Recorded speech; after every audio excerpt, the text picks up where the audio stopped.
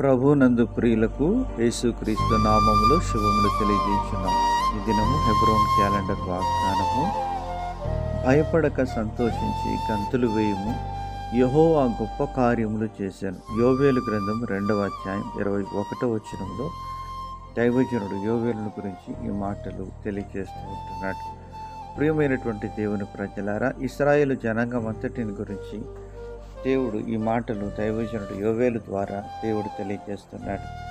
మొదటి అధ్యాయంలో అందరూ దుఃఖించాలని, ఏడవాలని, మరి ఆ యొక్క పతన స్థితిని గురించి పశ్చాత్తాపడి గోనె పట్టలు కట్టుకొని ప్రభు వైపు తిరగాలని యోవేలు గ్రంథంలో మాట్లాడుతూ వచ్చాడు.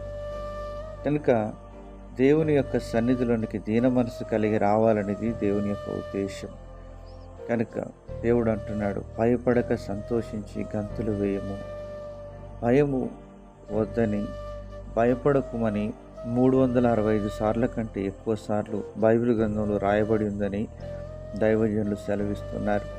ప్రియమైనటువంటి దేవుని ప్రజలారా, ఈరోజు నీకు ఎదురయ్యే ప్రతి భయము నుంచి ఆయన నిన్ను విడిపించడానికి శక్తిమంతుడు.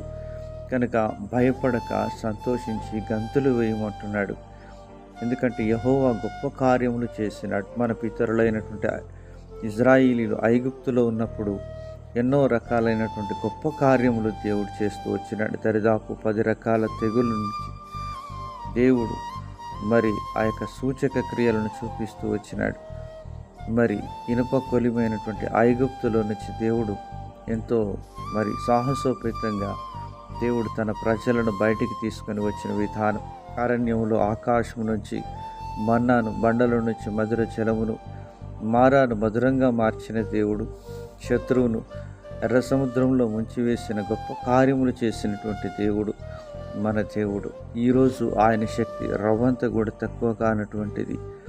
ప్రియమైనటువంటి దేవుని ప్రజలారా, ఆయన మనపక్షంగా కూడా గొప్ప కార్యములు చేయటానికి శక్తిమంతుడిగా ఉంటున్నాడు.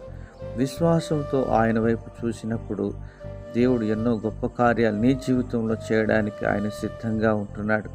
ప్రియమైనటువంటి దేవుని ప్రజలారా, ఆ ప్రకారంగా దేవుని సన్నిధిలో మనం భయపడక గంతులు వేసి ప్రభువులో ఆనందించినప్పుడు ఆ శక్తిని మనం పొందుకునే వారంగా ఉంటున్నాం. ప్రియమైనటువంటి దేవుని ప్రజలారా, నీ జీవితంలో ప్రతి భయాన్ని ప్రభువుకు అప్పగించి విశ్వాసమును కర్తయు దాన్ని కొనసాగించేవాడని యేసు వైపు చూచి ముందుకు సాగుటకు ప్రభు మనకు సహాయం చేయనుగాక.